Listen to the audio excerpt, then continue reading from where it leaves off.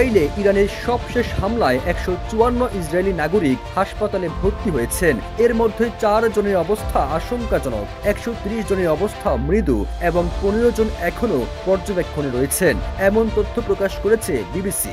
একই সাথে ইসরায়েলের একটি বিজ্ঞান গবেষণা প্রতিষ্ঠান গুড়িয়ে দিয়েছে ইরান। এই প্রতিষ্ঠানকে বলা হতো ইসরায়েলের মস্তিষ্ক। ইরান এই হামলাকে তাদের বেসামরিক নাগরিকদের উপর পরিচালিত ইসরায়েলি হামলার জবাব হিসেবে ব্যাখ্যা করেছে। ইসরায়েলের সংবাদ মাধ্যম দৈনিক দ্য মার্কার জানিয়েছে, ওই গবেষণা প্রতিষ্ঠানের একাধিক ভবনে সরাসরি আঘাত লাগে এবং একটি গুরুত্বপূর্ণ গবেষণা কমপ্লেক্স সম্পূর্ণভাবে আগুনে পুড়ে ছাই হয়ে গেছে। ওয়ালটন আবারও মিলিয়নিয়ার অফারে ওয়ালটন ফ্রিজ কিনে আপনিও হয়ে যেতে পারেন মিলিয়নিয়ার।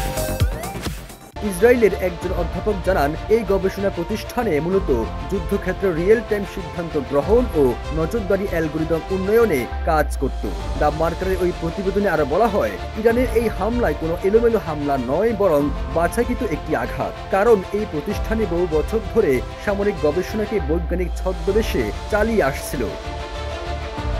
বিশ্লেষকরা বলছেন, এই হামলার মাধ্যমে ইরান একটি স্পষ্ট বার্তা দিয়েছে, তা হলো ইসরায়েলি দখলদারিত্বের গবেষণা প্রতিষ্ঠানগুলো যখন যুদ্ধক্ষেত্রে রূপান্তরিত হয় তখন সেগুলো আর নিরীহ থাকে না। তাদের মতে ইরানের এই হামলা ইসরায়েলের পারমাণবিক বিজ্ঞানীদের হত্যার প্রতিশোধ হিসেবেও দেখা যেতে পারে। সবুজ আলম, ইত্তেফাক।